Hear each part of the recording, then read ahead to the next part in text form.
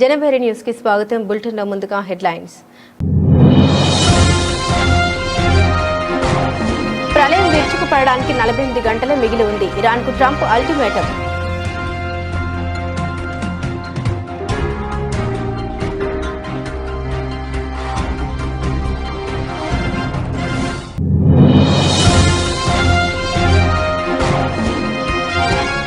దక్షిణాది రాష్ట్రాలకు ఎంపీ స్థానాలు తగ్గవు. కేరళం ఎన్నికల ప్రచార సభలో ప్రధాని మోదీ వెల్లడి.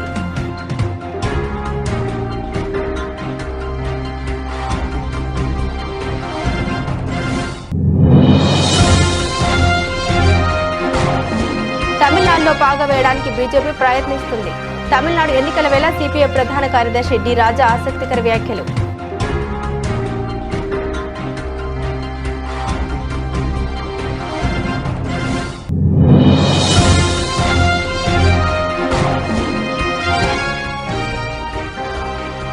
త్రిభాషా విధానంపై సీఎం స్టాలిన్ చేసిన వ్యాఖ్యలపై స్పందించిన కేంద్ర మంత్రి పీయూష్ గోయల్.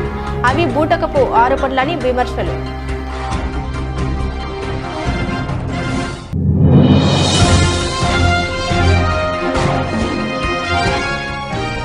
సేవ్ సింగరేణి పేరిట కల్వకుంట్ల కవిత రౌండ్ టేబుల్ సమావేశం.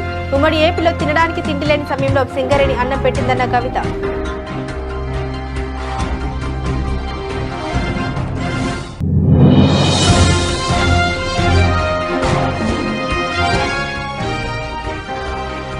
కోనసీమ జిల్లాలోని 5 నియోజకవర్గాల రైతులకు భారీ ఊరటనిచ్చే నిర్ణయం తీసుకున్న ప్రభుత్వం. లొల్లలాకుల పునరుద్ధరణకు 74 కోట్లకు పైగా నిధులు మంజూరు.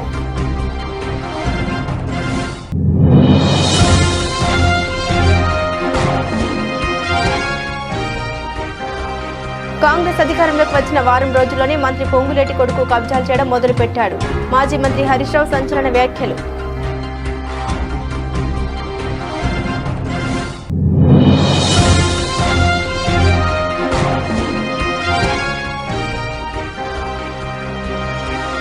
పల్నాడు ఘటనపై మాజీ మంత్రి విడుదల రజనీ ఫైర్. ఆడబిడ్డలకు రక్షణ కూడా కల్పించలేరా అని నిలదీత.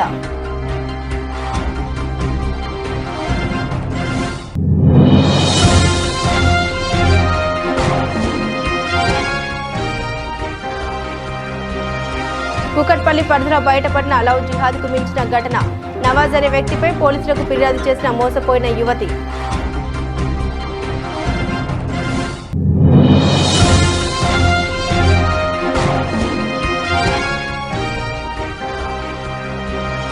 అమరావతి పేరుతో రాష్ట్రాన్ని దివాలా తీయిస్తారా? Sajjala Ramakrishna Reddy fire.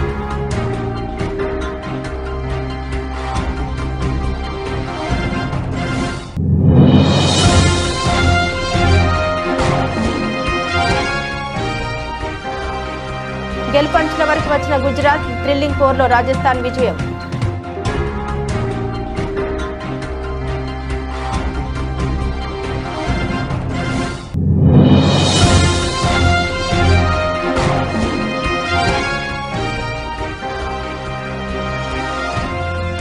Happy birthday Jayamma. Ranaballi నుండి రష్మిక మందన స్పెషల్ వీడియో.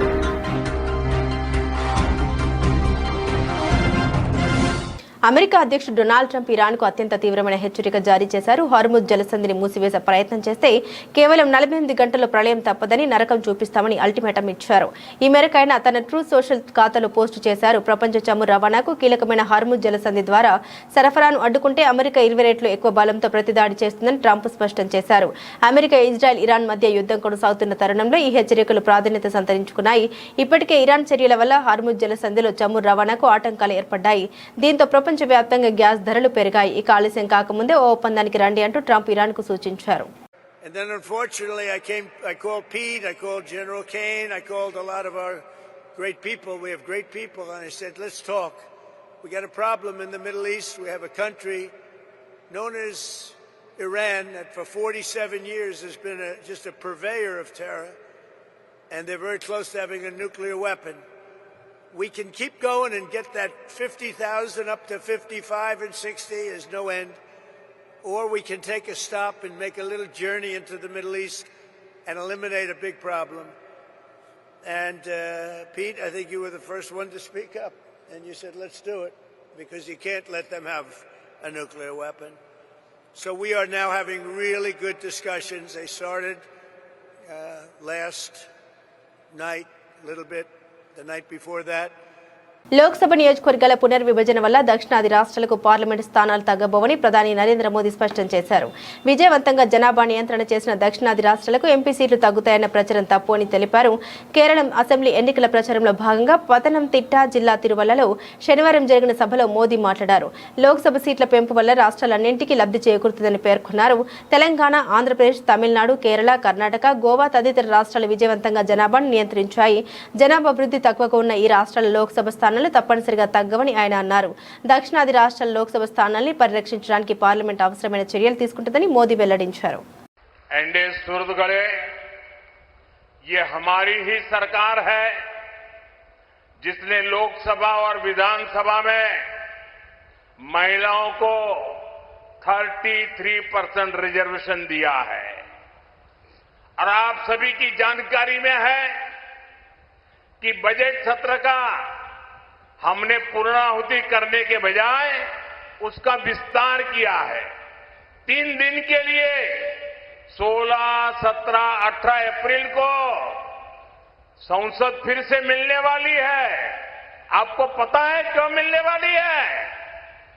जो कानून हमने पारित किया है 33% महिलाओं के लिए 2029 में लोकसभा के चुनाव से इसका लाभ मिलना शुरू हो जाए.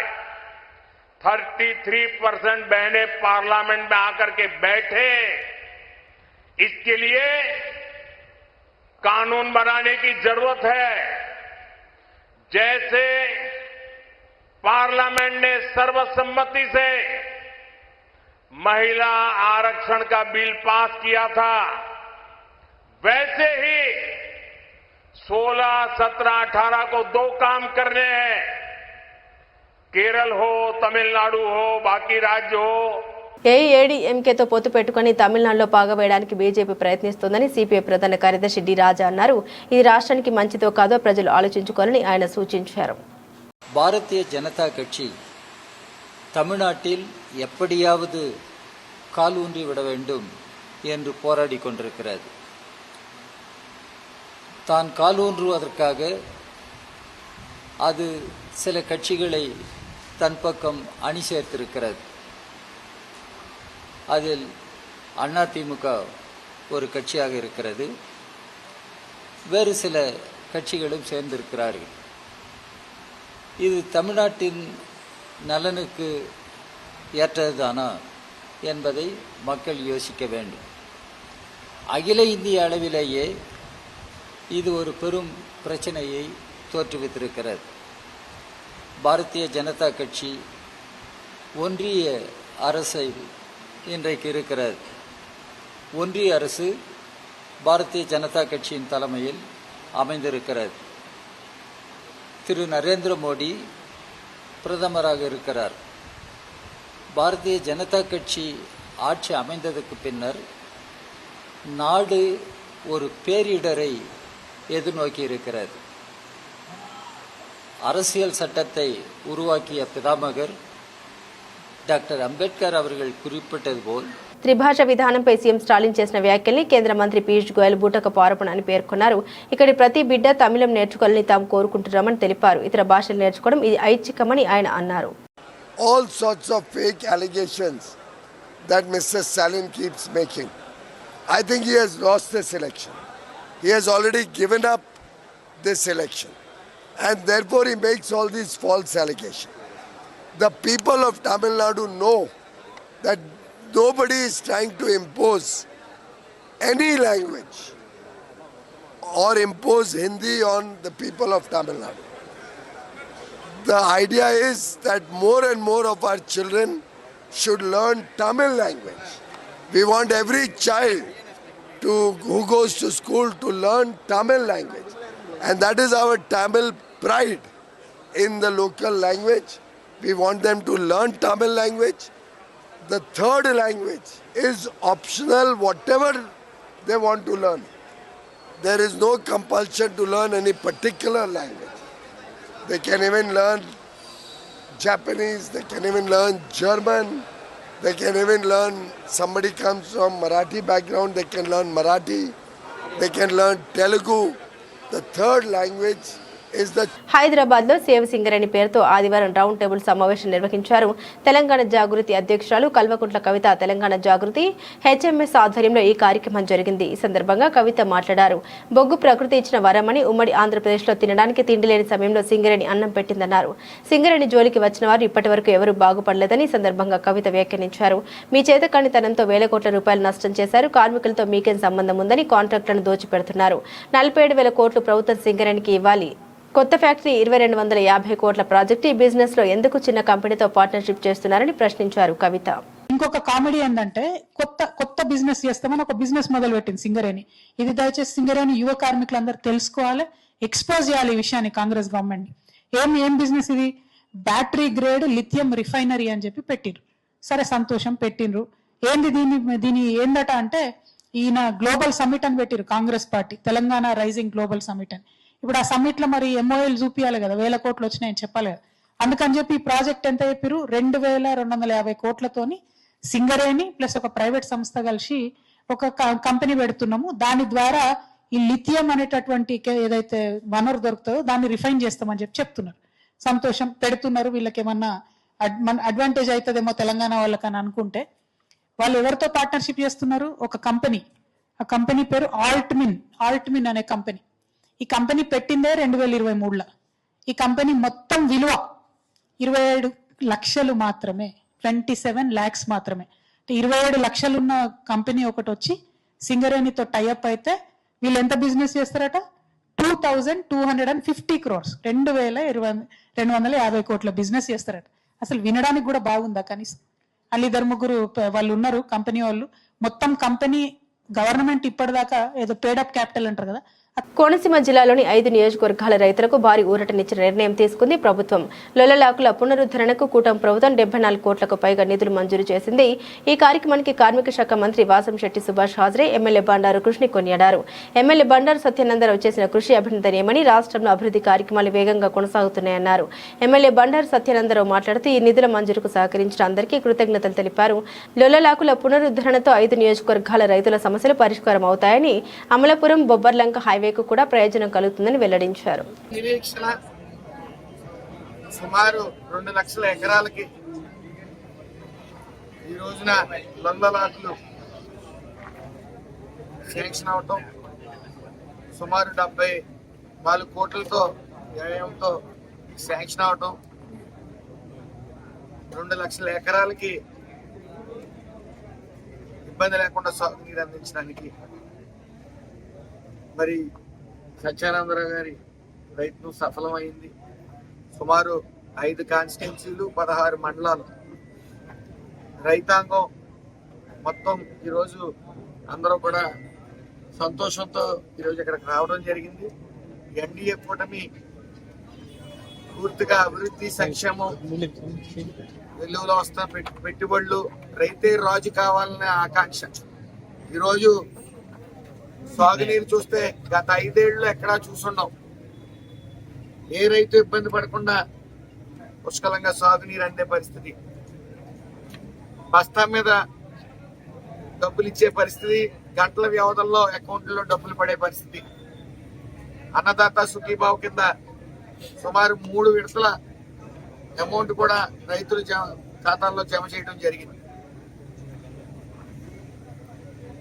ఈరోజు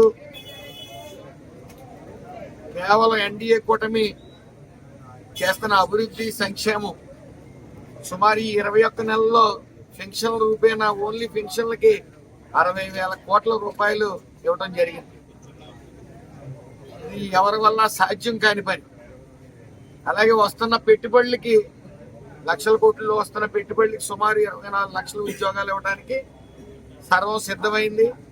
మరి ఈ రాష్ట్రం నుంచే కాదు, ఇతర రాష్ట్రాల నుంచి కూడా వచ్చి ఇక్కడ ఉపాధి పొందే పరిస్థితి ఈ రోజు తీసుకోవడానికి ఈనాడు ఎన్డీఏ కూటమి ప్రభుత్వం తరఫున పెద్దలందరూ ముందుకు వచ్చినందుకు, నిధులు విడుదల చేసినందుకు మరొకసారి వారి కృతజ్ఞతలు తెలియజేసుకుంటూ, సాగునీటి ఈ యొక్క ప్రభుత్వం చూపిస్తున్న సిద్ధశుద్ధి, ఇందాకే మంత్రి గారు చాలా విషయాలు మాట్లాడటం జరిగింది. రైతే రాజు, రైతు బాగుంటేనే రాష్ట్రం బాగుంటుంది. దానికి తగ్గటువంటి ఏ విధమైన సౌకర్యాలు కల్పించాలో అన్ని కల్పించడం కోసం విజన్ డాక్యుమెంట్ లో కూడా 2047 లో 10 అంశాలు ఉంటే 5 అంశాలు వ్యవసాయానికే ప్రాధాన్యత ఇవ్వడం జరిగింది. అది నీటి భద్రత కానీ, డిమాండ్ ఆధారిత పంటలు కానీ, ఫుడ్ ప్రాసెసింగ్ కానీ, అగ్రిటెక్ కానీ, లేదా ప్రభుత్వం యొక్క మద్దతు కానీ, ఇవన్నీ కూడా ప్రత్యేకమైన దృష్టి ప్రభుత్వం కేంద్రీకరిస్తుంది. ప్రకృతి సేద్యం కానీ, లేదా బిందు సేద్యం కానీ, సేంద్రీయ వ్యవసాయం కానీ, వీటన్నిటి మీద కూడా భవిష్యత్తులో రైతులకి చాలా మేలు కలగబోతుందనే విషయాన్ని తెలియజేసుకుంటూ, మరి యొక్క బ్లాకులు నిధులు అడిగితే గత ప్రభుత్వం ఆనాడు పాపం ఒక్క ఛాన్స్ ప్లీజ్ అని ఒక ఆయన ఇలా పాదయాత్ర చేసుకుంటూ వచ్చాడు. మన లాక్కులు పెంచి వచ్చాడు, అందరికీ ముద్దులు పెట్టుకుంటా వచ్చాడు. బొబ్బాలింక నుంచి బయలుదేరి ముద్దులు పెట్టుకుంటూ లొలలాకులు దాటుతున్నాడు. లొకలాకుల దగ్గరికి వచ్చాడు. మన ప్రాంత రైతులందరూ అడిగారు, అయ్యా మా లాకులు శిథిలం అయిపోయి వీళ్ళందరూ బాగు చేసుకోవాలని కోరితే వారు ఆ రోజున చెప్పారు, నేను అధికారంలోకి వస్తాను, వచ్చిన వెంటనే లొలలాకులను నిర్మాణం చేస్తాను అని ఆయన గట్టిగా చెప్పినట్టుగా ఈనాడు పత్రికల్లో నేను చూడటం జరిగింది. ఆనాడు జరిగిందో లేదో నాకు గుర్తులేదు, కానీ ఈనాడు పత్రికల్లో మొన్న మధ్య ఈ లాకులు శిథిలం చేయాలి, జగన్మోహన్ రెడ్డి గారు పాదయాత్ర చేసినప్పుడు లాకుల మీదకి వెళ్తా హామీ ఇచ్చాడు, 5 సంవత్సరాలు పరిపాలన చేశాడు, కానీ గాలికి వదిలేసాడు అనే మాట ఒక పత్రికల్లో నేను చూడటం జరిగింది. ఆనాటి ప్రభుత్వంలో కాకుండా మొన్న ఎన్నికల ముందు నేను గౌరవ ముఖ్యమంత్రి చంద్రబాబు నాయుడు గారు రావులపాలెం వచ్చినప్పుడు కోరాను లొలలాకులు. కాంగ్రెస్ అధికారంలోకి వచ్చిన వారం రోజుల్లోనే మంత్రి పొంగులేటి కొడుకు కబ్జాలు చేయడం మొదలుపెట్టాడని మాజీ మంత్రి బీఆర్ఎస్ ఎమ్మెల్యే హరీష్ రావు సంచలన ఆరోపణ చేశారు. నాదర్గుల్ భూముల్లో మంత్రి పొంగులేటి శ్రీనివాసరెడ్డి కొడుకు ఫెన్సింగ్ వేసి కబ్జా చేశాడని అన్నారు. 10 ఏళ్లు కేసీఆర్ ఉన్నప్పుడు ఈ భూమిని ఎవరు కబ్జా చేయలేదని, కానీ కాంగ్రెస్ ప్రభుత్వం వచ్చిన వారం రోజుల్లోనే మంత్రి పొంగులేటి శ్రీనివాసరెడ్డి కొడుకు కబ్జా చేశాడని హరీష్ రావు ఆరోపించారు. ఆడ చుట్టూ ఫెన్సింగ్ పెట్టినరు, బోర్డులు వేసినారు. ఇది ఫస్ట్ బోర్డు, ఫస్ట్ ఫెన్సింగ్ పెట్టినాక వేసిన ఫస్ట్ బోర్డు. దీని డేట్ చూడాలి. డేటు 13/12/2023, అంటే కాంగ్రెస్ గవర్నమెంట్ వచ్చినాక వారం రోజులకే. 7 తారీఖు గవర్నమెంట్ వచ్చింది, 13 తారీఖు ఫెన్సింగ్ పడ్డది. 7 తారీఖు కాంగ్రెస్ గవర్నమెంట్ వస్తే 13 డిసెంబర్ 2023 నాడు చుట్టూ ఫెన్సింగ్ పెట్టి ఇక్కడ రాసుకున్నారు. ఏం రాసుకున్నారు? This land belongs to Kohinoor group. మరి 10 ఏళ్ళు బీఆర్ఎస్ ఉంటే ఎవడు ధైర్యం చేయలే, ఎవడు ఫెన్సింగ్ పెట్టలే, ఎవడు ఈ భూమి నాదని ఎవడు రాసుకునే ధైర్యం ఆనాడు కేసీఆర్ ప్రభుత్వంలో చేయలే. కాంగ్రెస్ వచ్చిన వారంకే ఫెన్సింగ్ పెట్టినరు. This land belongs to Kohinoor group అని చెప్పి బోర్డు పెట్టినరు. ఇది 13 డిసెంబర్ 2023. తర్వాత 31 మార్చ్ 2026 ఇందులో ఏముంది? This land belongs to MEIL and Shilpa Infra. MEIL and Shilpa Infra. ఇటు పక్కన ఏమున్నది? Development by MEIL and Shilpa Infra. Property belongs to Kohinoor group. Development ఎవరు చేస్తుండ్రు? MEIL and Shilpa infra. Shilpa infra ఎవరిది? శిల్పా ఇన్ఫ్రా ఎవరిది? పొంగులేటి శ్రీనివాసరెడ్డి కొడుకుది. శిల్పా ఇన్ఫ్రా ఎవరిది? రాష్ట్ర రెవెన్యూ మంత్రి పొంగులేటి శ్రీనివాసరెడ్డి కొడుకు గారు డైరెక్టర్గా ఉన్న కంపెనీ. ఇది ఎప్పుడు పెట్టినరు? 30 మార్చ్ 2026. కరెక్ట్గా అదే టైంలో మేము మైనింగ్ స్కామ్ అసెంబ్లీలో తీసినాం 28 తారీఖు. 2 ఏళ్ల కూటమి పాలనలో మహిళలపై దాడులు, లైంగిక వేధింపులు విచ్చలవిడిగా పెరిగిపోతున్నాయని పల్నాడు జిల్లా మాచర్లలో తాజాగా ప్రభుత్వ ఉద్యోగిని ఇంటిపై దాడి చేసి మరి అఘాయిత్యానికి పాల్పడమే ఇందుకు నిదర్శనమని మాజీ మంత్రి విడుదల రజని ఆగ్రహం వ్యక్తం చేశారు. రాష్ట్ర వ్యాప్తంగా మహిళలపై దాడులు పెరిగిపోతున్నా పోలీసులు రెడ్ బుక్ రాజ్యాంగం అమల్లో బిజీగా ఉన్నారని విడుదల రజని ఆక్షేపించారు. గతంలో జగన్మోహన్ రెడ్డి హయాంలో ఏపీ పోలీసులు దేశంలోనే నెంబర్ 1గా ఉండేవారని, కానీ కూటమి పాలనలో 36వ స్థానానికి దిగజారన్నారు. ఇప్పటికన్నా కూటమి ప్రభుత్వం కళ్లు తెరిచి మహిళల రక్షణకు కఠిన చర్యలు తీసుకోవాలని విడుదల రజని డిమాండ్ చేశారు. రాష్ట్రంలో చంద్రబాబు నాయుడు గారు అధికారంలోకి వచ్చాక ఈ 2 సంవత్సరాల్లో మహిళలకు రక్షణ పూర్తిగా కరువైంది. రాష్ట్రంలో లా అండ్ ఆర్డరే లేదు. చంద్రబాబు నాయుడు గారు అధికారంలోకి వచ్చాక మహిళల విషయంలో ఏం జరిగిందని కనుక మనం ఒకసారి చూస్తే రాష్ట్ర వ్యాప్తంగా కూడా మహిళలకు సంబంధించి మహిళల మీద దాడులు పెరిగాయి, మహిళల హత్యలు పెరిగాయి, మహిళల మీద అఘాయిత్యాలు పెరిగాయి. ఇవన్నీ తట్టుకోలేక మహిళల యొక్క ఆత్మహత్యలు పెరిగాయి. మహిళల విషయంలో చంద్రబాబు నాయుడు గారి ప్రభుత్వం అధికారంలోకి వచ్చాక ఇది వారు సాధించినటువంటి ఘనత. ఇవి ఎంతలా అంటే ఈరోజు చూస్తూ ఉన్నాము, అందరూ కూడా మీడియాలో చూస్తుంటారు. మా పల్నాడు జిల్లా మాచర్ల నియోజకవర్గంలో ఒక గవర్నమెంట్ ఎంప్లాయీ మహిళ తన తలుపు కొట్టి తన ఇంటి మీదకి వెళ్ళి మరి తన మీద ఏ విధంగా అఘాయిత్యం. కుకట్పల్లి పరిధిలో లవ్ జిహాద్కు మించిన ఘటన బయటపడింది. అద్దెకు కావాలని ఓ అమ్మాయిని నవాజ్ అనే వ్యక్తి పరిచయం చేసుకుని ప్రేమిస్తున్నానని వెంటపడి పెళ్లి చేసుకున్నాడని బాధితురాలు తెలిపింది. ఫస్ట్ రోజునే మత్తు మందు ఇచ్చి మరో 4గురితో అత్యాచారం చేయించాడని యువతి వాపోయింది. ఆ తర్వాత నవాజ్ ఆయన కుటుంబ సభ్యులు బెదిరించి మతం మార్చి బలవంతంగా బీఫ్ తినిపించి హింసించారని బాధిత యువతి ఆవేదన వ్యక్తం చేసింది. ఈ నేపథ్యంలో తన ఆస్తులు, తన కుటుంబ ఆస్తుల్ని సైతం అమ్ముకుని నవాజ్ జంప్ అయినట్లు పోలీసులకు మోసపోయిన యువతి ఫిర్యాదు చేసింది. మేలో నవాజ్ అనే వ్యక్తిని కలిసాను సార్. నేను మా షాప్ ఒకటి రెంట్కి ఉంది, దానికి వాళ్ళు రెంట్కి వచ్చారు సార్. ఈస్టర్న్ ట్రేడింగ్ సొల్యూషన్స్ అని చెప్పి పెట్టారు, ట్రేడింగ్ చేస్తామని చెప్పి పెట్టారు సార్ ఆ షాప్. దాని తర్వాత ఫ్రీక్వెంట్గా మా ఆఫీస్ దగ్గర కూడా వచ్చేవాళ్ళు సార్ వాళ్ళు. దాని తర్వాత మళ్ళీ ఫస్ట్ వీక్లో రిసార్ట్కి తీసుకెళ్ళారు నాకు. అక్కడ అంటే ఏమి మత్తు పదార్థాలు ఇచ్చారో తెలీదు. అది తిన్న తర్వాత నేను నా కాన్షియస్ స్టేట్లో లేను సార్. నేను తర్వాత అలా 3 సార్లు ఒకసారి బేగంపేట్ ఫ్లాట్లో కూడా అలా చేశారు సార్. నన్ను అంటే రేప్ చేశారు సార్ వాళ్ళు. వాళ్ళ తమ్ముళ్ళు మున్నావర్, షారుఖ్, ఇస్మాయిల్, వాళ్ళ ఫ్రెండ్ లీలాఫ్ అని చెప్పి అతను, నవాజ్. వాళ్ళ ఫ్యామిలీ అంటే ఫస్ట్ నాకు పరిచయం అయినప్పుడు కన్వర్ట్ అయ్యానని చెప్పి సర్టిఫికేట్ చూపించారు సార్ నాకు. నవదుర్గాని చేంజ్ చేయాలని చెప్పారు. తర్వాత మా మమ్మీకి కూడా అలానే ఒప్పించారు వాళ్ళు. మా ఫాదర్ లేరు సార్ మాకు. వాళ్ళు ఫస్ట్ వీక్లోనే రిసార్ట్కి తీసుకెళ్ళి అతను మా ఫ్యామిలీ వస్తున్నారు అక్కడికి, మనం మన ఫ్యామిలీని కలుద్దామని చెప్పి తీసుకెళ్ళారు. కానీ అక్కడ చూస్తే ఎవరు రాలేదు సార్. తీశారు సార్. అంటే ఆ రోజు నెక్స్ట్ డే మార్నింగ్ చూపించాడు నాకు, నా ఫొటోస్ చూపించి నేను నిన్ను తప్ప ఎవరిని పెళ్లి చేసుకుని నువ్వు ఏమైనా చేసుకుంటే కూడా ఇవన్నీ బయట పెడతానని చెప్పాడు సార్. జూలై 28.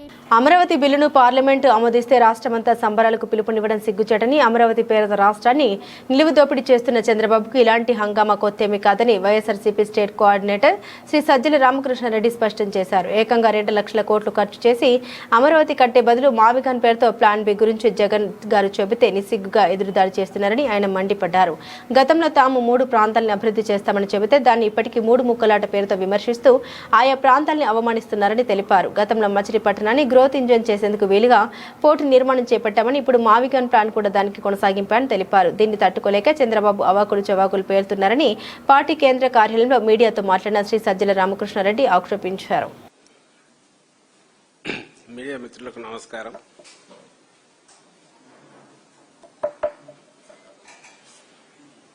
గత వారం రోజులుగా చంద్రబాబు నాయుడు గారు ఆయన పార్టీ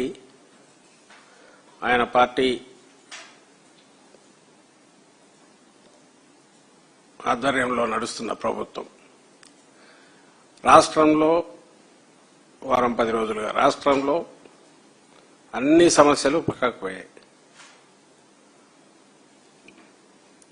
ఎస్పెషల్లీ గత 2-3 రోజులుగా వాళ్ళు క్రియేట్ చేస్తున్న ఒక యుఫోరియా బహుశా ఓ దేశానికి స్వాతంత్రం వచ్చినప్పుడు కూడా అట్లా ఉండనంతగా సంబరాలు ఏదో జరగాలని, అవి ఎక్కడ జరగట్లేదు. That's different issue. ఒక అద్భుతం జరిగిపోయిందని, రాష్ట్రానికి ఇంతకాలం ఒక రాజధాని లేనిది ఇప్పుడు ఒక రాజధాని వచ్చిందని నిన్న చంద్రబాబు నాయుడు గారి మాటల్లో అది రాష్ట్రానికి కాదు దేశానికే ఒక గర్వకారణమైన ఇది విషయమని, బహుశా ఢిల్లీని కూడా దాటేసి పోయినాడు. ఇవన్నీ మేమందరం ఇండియన్ ప్రీమియర్ లీగ్ 2026 సీజన్లో మరో హోరాహోరీ మ్యాచ్ అభిమానులను అలరించింది. అహ్మదాబాద్లోని నరేంద్ర మోదీ స్టేడియం వేదికగా గుజరాత్ టైటాన్స్తో జరిగిన ఉత్కంఠభరితమైన మ్యాచ్లో రాజస్థాన్ రాయల్స్ 6 పరుగుల స్వల్ప తేడాతో విజయం సాధించింది. భారీ లక్ష్య ఛేదనలో గుజరాత్ చివరి వరకు పోరాడిన కీలక సమయంలో వికెట్లు కోల్పోయి ఓటమి పాలైంది. ఈ మ్యాచ్లో టాస్ గెలిచి బ్యాటింగ్ ఎంచుకున్న రాజస్థాన్ రాయల్స్ నిర్ణీత 20 ఓవర్లలో 6 వికెట్ల నష్టానికి 210 పరుగులు భారీ స్కోర్ చేసింది. అనంతరం 211 పరుగుల లక్ష్యంతో బరిలోకి దిగిన గుజరాత్ టైటాన్స్ కు సాయి సుదర్శన్ 44 బంతుల్లో 73 పరుగులు, 9 ఫోర్లు, 3 సిక్స్లు అద్భుతమైన ఆరంభాన్ని ఇచ్చాడు. అతని క్రీజ్లో ఉన్నంతసేపు గుజరాత్ విజయం ఖాయమనిపించింది. అయితే కీలక సమయంలో రాజస్థాన్ స్పిన్నర్ రవి బిష్ణోయ్ తన మాయాజాలంతో మ్యాచ్ను మలుపు తిప్పాడు. అతను ఒకే ఓవర్లో కీలక వికెట్లు పడగొట్టడంతో సహా మొత్తం 4 వికెట్లతో గుజరాత్ మిడిల్ ఆర్డర్ను దెబ్బతీశాడు. చివరిలో రషీద్ ఖాన్ 24, రబాడా 23 నాట్అవుట్ పోరాడిన జట్టును గెలిపించలేకపోయారు. ఆఖరి ఓవర్లో విజయానికి 11 పరుగులు అవసరం కాక 4 పరుగులు లభించాయి. చివరికి గుజరాత్ 20 ఓవర్లో 8 వికెట్లు కోల్పోయి 204 పరుగులకే పరిమితమైంది.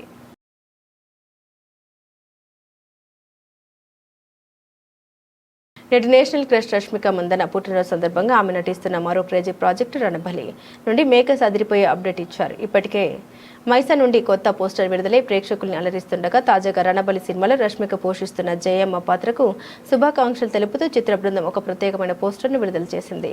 ఇక పుట్టినరోజు సందర్భంగా విడుదల చేసిన విశేష పోస్టర్ అభిమానులను విశేషంగా ఆకట్టుకుంటుంది. విజయ్ దేవరకొండ కథానాయకుడిగా టాలెంటెడ్ డైరెక్టర్ రాహుల్ సాంకృత్యన్ దర్శకత్వంలో రూపొందుతున్న ఈ భారీ పీరియాడిక్ యాక్షన్ డ్రామాపై ఇప్పటికే ప్రేక్షకుల్లో భారీ అంచనాలు ఉన్నాయి. గీతా గోవిందం, డియర్ కామ్రేడ్ చిత్రాల తర్వాత విజయ్ దేవరకొండ, రష్మిక మందన కాంబినేషన్లో వస్తున్న సినిమా కావడంతో దీనిపై అంచనాలు ఆకర్షణ తాకుతున్నాయి. వీరిద్దరి ఆన్ స్క్రీన్ కెమిస్ట్రీ మరోసారి ప్రేక్షకుల్ని అలరించనున్నట్టు టాక్ నడుస్తుంది.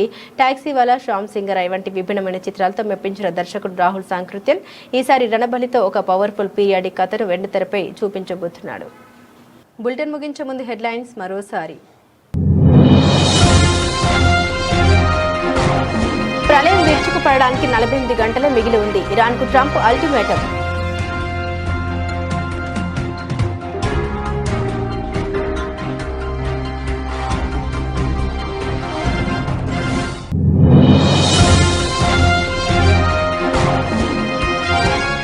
దక్షిణాది రాష్ట్రాలకు ఎంపీ స్థానాలు తగ్గవు. కేరళం ఎన్నికల ప్రచార సభలో ప్రధాని మోదీ వెల్లడి.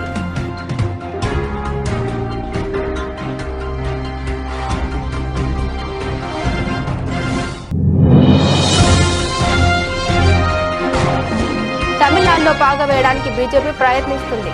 తమిళనాడు ఎన్నికల వేళ సిపిఐ ప్రధాన కార్యదర్శి డి రాజా ఆసక్తికర వ్యాఖ్యలు.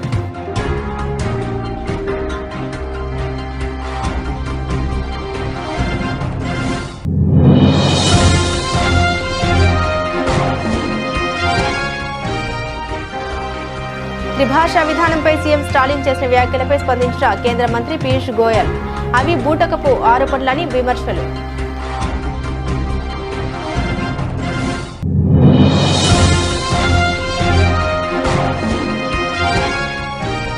సేవ్ సింగరేణి పేరిట కల్వకుంట్ల కవిత రౌండ్ టేబుల్ సమావేశం.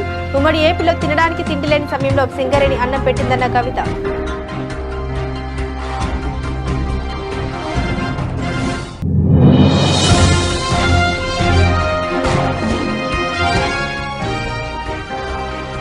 కోనసీమ జిల్లాలోని 5 నియోజకవర్గాల రైతులకు భారీ ఊరటనిచ్చే నిర్ణయం తీసుకున్న ప్రభుత్వం. లొల్లలాకుల పునరుద్ధరణకు 74 కోట్లకు పైగా నిధులు మంజూరు.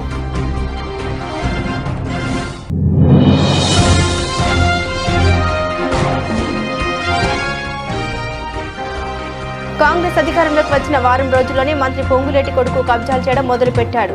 మాజీ మంత్రి హరీష్ రావు సంచలన వ్యాఖ్యలు.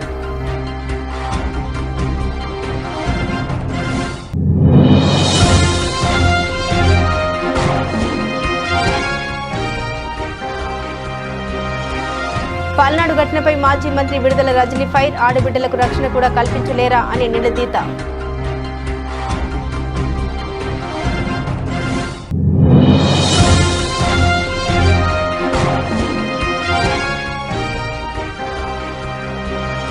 కుకట్పల్లి పరిధిలో బయటపడిన లవ్ జిహాద్కు మించిన ఘటన. నవాజ్ అనే వ్యక్తిపై పోలీసులకు ఫిర్యాదు చేసిన మోసపోయిన యువతి.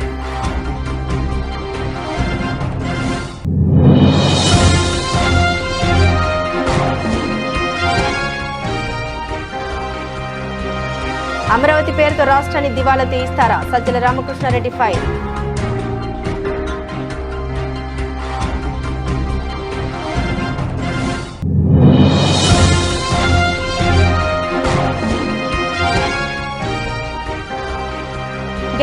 వరకు వచ్చిన గుజరాత్, థ్రిల్లింగ్ పోర్లో రాజస్థాన్ విజయం.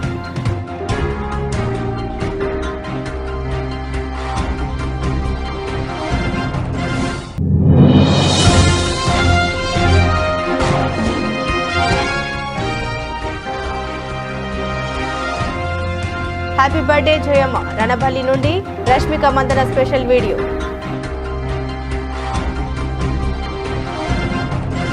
ఇవి బులెటిన్లోని విశేషాలు. తిరిగి మరో బులెటిన్తో మళ్ళీ కలుసుకుందాం. అంతవరకు సెలవు. నమస్కారం.